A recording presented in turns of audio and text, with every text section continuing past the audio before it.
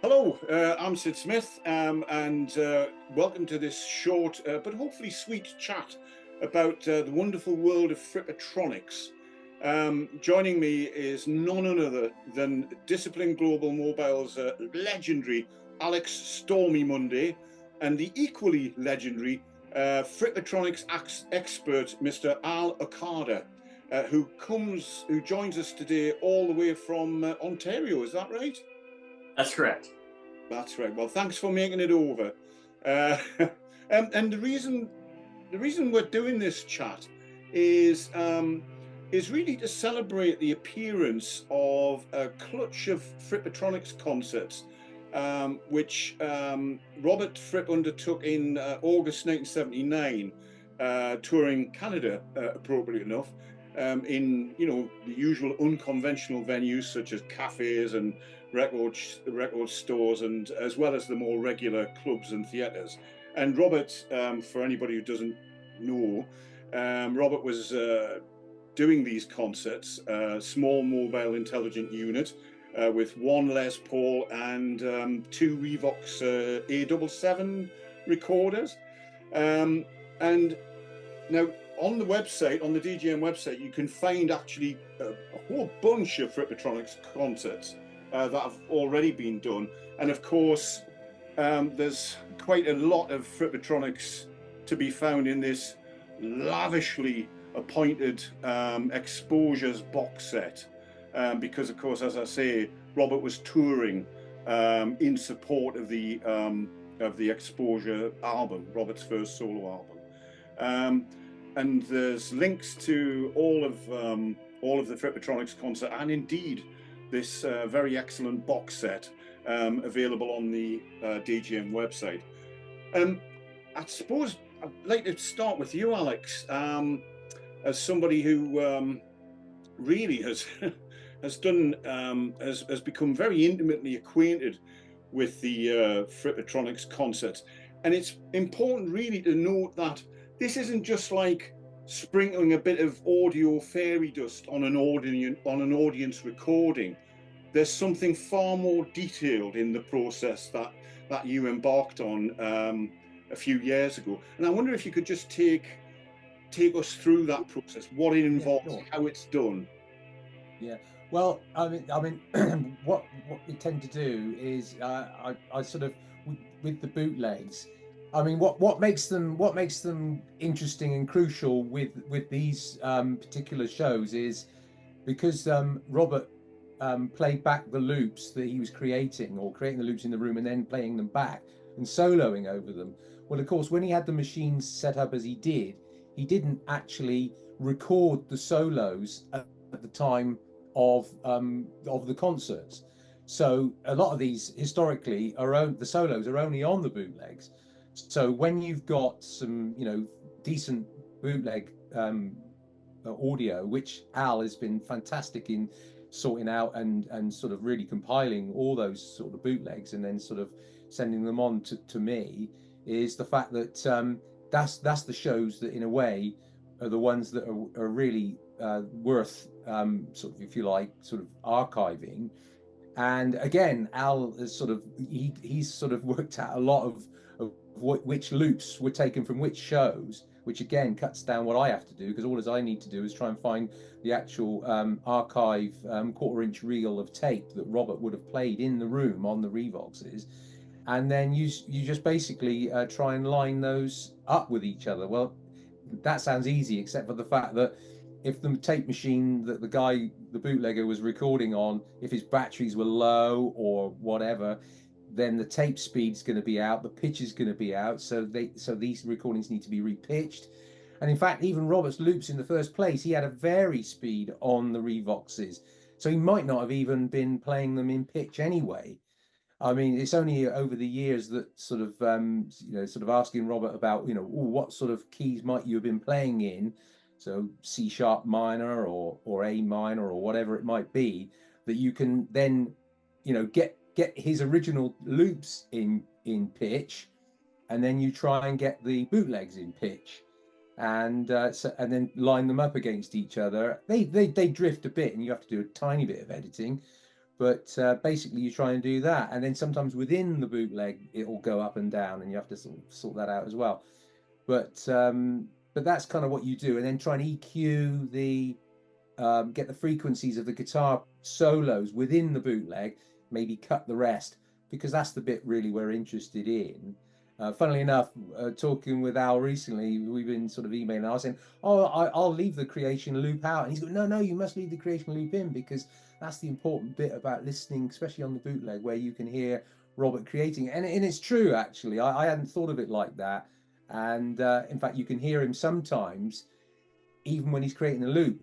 He stops recording on the loop, and then he might even do a little twiddly bit, just a tiny bit. But again, that just creates the live atmosphere, what it must have been like in the room while he's even creating the loop. So there are little snippets sometimes that he's creating, that he's adding, even when he's not adding it to the tape. So it's just taking the hiss out, clean, and then trying to clean them up, match them up, and then bounce them out as a whole thing. And that's kind of it, really. Is that hard work on your ears? In terms of listening and attention. Yeah, I mean, I probably do take quite a lot of coffee breaks. Yeah. To sort of adjust my ears again. But it's and then it's keeping, actually, again, Al's great. I haven't actually, in some of these most recent ones we've been working on, I haven't had time to send them to him for sort of checking over, because he's super at sort of saying, oh, it's kind of slightly out a bit, and I hope with these ones, Al, that I've just been working on, that I've managed to sort of capture them correctly, and you won't cringe when you listen to them. But because sometimes they can just be a tiny bit out. But I think in general terms, I think the overall feel of the shows still sound pretty, well, they sound pretty good to me. So that's kind of the process and where we end up with the results, really. Yeah, I think the results, speaking personally, I mean, for me, when I first heard the results of your first lots of restorations, it just was a revelation to me to sort of hear. It sounded like the guitar solo was kind of bleeding in from another dimension entirely. It was a phenomenal experience, even so removed after the original event. Speaking of the original event, Al, I think I met you. I say met. I think I first came across you many years ago through a website that you used to curate, or perhaps you still do, but I can never find it. So I think it's offline. But and that was the Frippertronics kind of, where you'd scrupulously detailed every show. You'd managed to kind of bring together any kind of supporting scraps of information, such as press clippings or bootleg album covers. So Frippertronics has been something that you've had quite a long interest in. So tell me about when that interest began for you, and then could you say something about your input into the restoration process that Alex has already touched upon? Well, it was kind of just a general love of Robert's guitar playing. I think from early childhood, I think it just struck a chord with me, and so I found that his guitar playing, his ability to select certain notes and things that were just so unexpected, and it would just create moods and feelings in me that I hadn't heard before. So Frippertronics, starting with Frippinino, really, for me was the thing that really did it for me, and I got very excited about that. But there was so little of it out at the time back then that the reason for starting the website was to see if I could hear more, if there was any more recordings or anything out there. I sort of got little clues and hints about it floating around back then. This was early days when there would be funny lists of things going around. But so I created that website way back then to try to collect as many of these things as possible so that I could hear them for myself. And then at some point, the whole idea of wondering, I wonder if Robert kept the backing loop tapes or anything like that, that someday, we might be able to synchronize them together. And that was one of the, the exciting things for me, was actually trying to do this on my own and hearing, oh, wow, look what happens. You can actually hear the solos in that. And suddenly I won't say sterile, but it's like a studio like recording of when you're just listening to the backing tape. But when you hear the solos on top of it, and not just that too, but the sense of the room that it's in, and the environment, and definitely the audience and their reactions and so on to each of the pieces, it becomes like a live recording, a real live recording. And for me, that it puts me into the space, and that's, for me, that was really made it for me. And I can attest to that, because one of these shows was the one that I actually attended myself when I was 16, and this recording and now synchronized is really, it's fabulous. It really brings me back to the event itself, and I think that's thrilling for me. That was it, right? Yeah. So how did you go from having this interest and this kind of sense of connection to the Frippertronics? How did you then kind of transfer that over the Atlantic, heading towards Mr. Alex Mundy?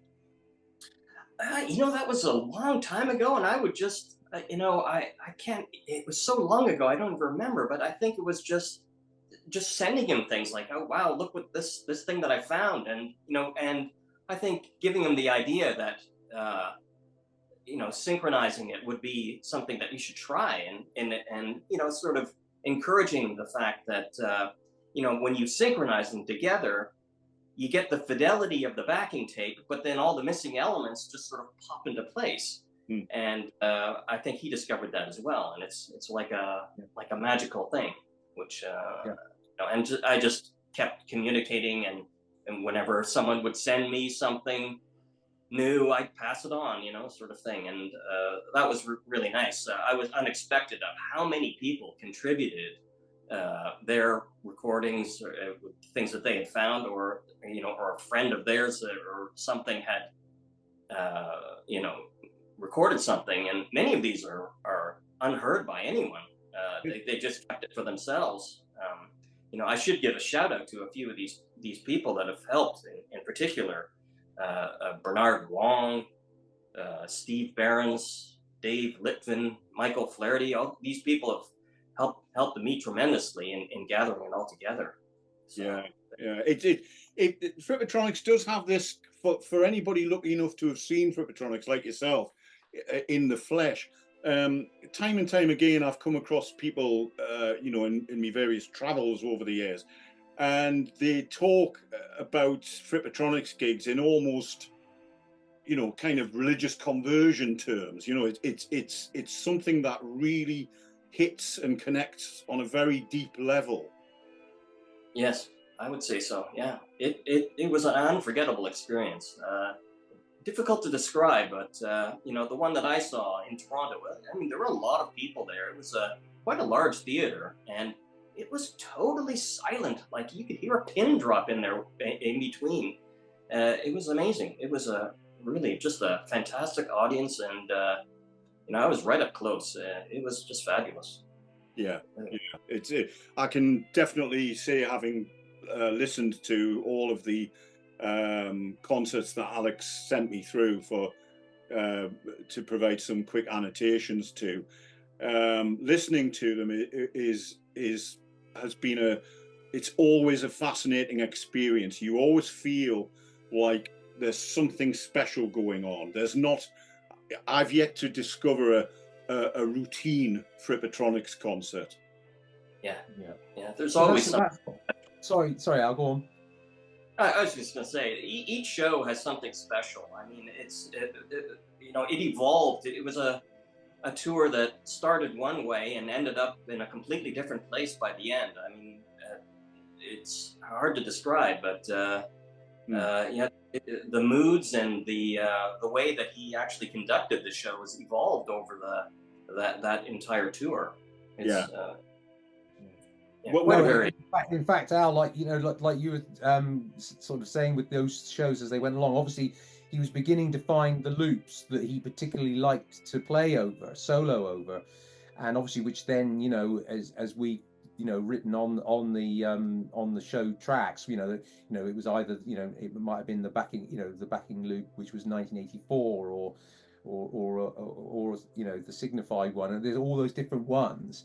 And he obviously thought there was something special within those that he then put them all on a splice them together on a reel, and then would use those ones and then solo over time and time again. And the fact that, I mean, that's what's so wonderful is about the fact that the solos are just different every time.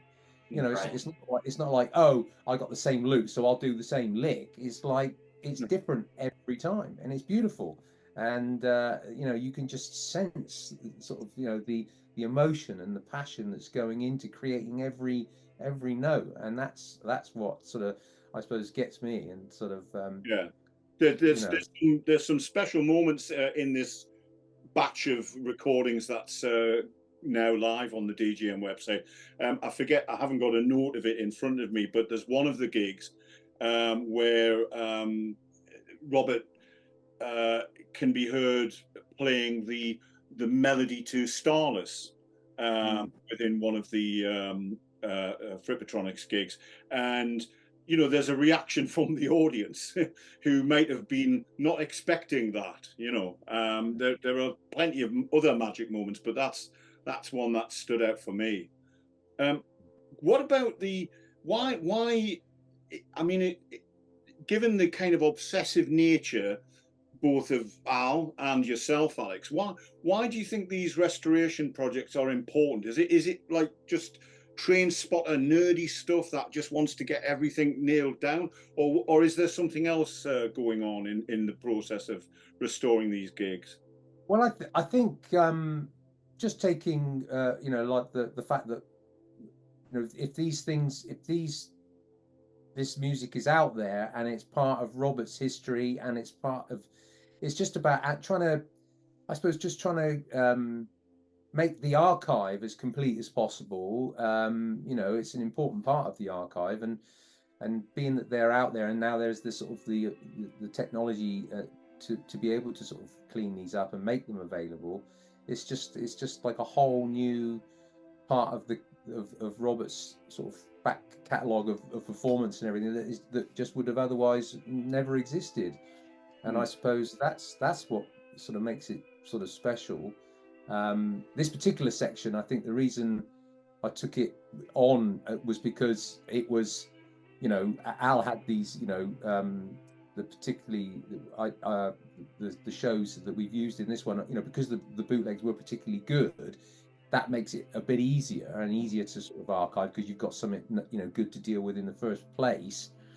And there are bits that you might omit, or there might be shows you think, well, for the amount of work and restoration that's going to go in it musically as an event, is it going to be that valuable? So there's some that may not be see the light of day, because I just think they're just going to be such hard work that I'm not sure that